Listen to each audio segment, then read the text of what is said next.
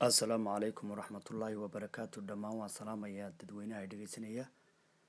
Halkan waxaan doonaya inaan kusoo gudbiyo maanse la yidhaahdo maandeeq la yidhaah oo daba socota silsiladii uu inoo furay abwaanka weyne xasan ismaaciil daahir weersame ee miin laydahayd. markaa maansadan maandeeq baa la yidhaha saan idiin sheegayba. markaa waynu bilaabay insha allahu. wuxuu ku bilaabayaa murtidii abwaankow maskaxdii dalkeennow mahadhooyin guul iyo murti iyo abwaanada horaad ugu mudnaydeen taariikh ku mudateen maantana halkeedii majarahaad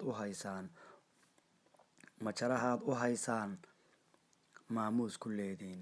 afartaasi miimkiyo malahaygii gaabnaa haddii aan ku iba maro murtidaydu waxay tahay mar haddaynu maandeeq lixdankii mar tuurno muska ciidda mudanno maadhiigka guranno maalkeenni lumino madfaciyo gantaalaha mid mid ugu badheedhno ummaduna gumaad aan loo meeldayin weli waynu aasnaa maydkeenni gurannaa murugada la oynaa. macnahaygu wuxuu yahay ma goobaynu maalnaa malab baynu gurannaa maandeeq hasheennii nabad bay ku doogtaa meeraha ku daaqdaa ma ilaashanaayo mayracaa ma geynaa. ubadkeenna mood iyo maal ha u ahaatee ma barnaa si loo dhaqo mar labaadna miimkii anigoon ka baydhayn ila mariya maansada. muranada dhexdeenna yaan lagu milin qabyaalad yaan loo malayn ujeedo miisaama hadalkoo maansadiinnu yay noqon mid ummadeenna kala disho hadafkeenna lumiso maandeeqna guriso midiyaha afayso maalayda jeexdo loo maara waayo buur iyo jardheer iyo meel daran ka tuurtee maantaynu haynaa maandeeqna lisannaa aan ku mahadinno ilaahay.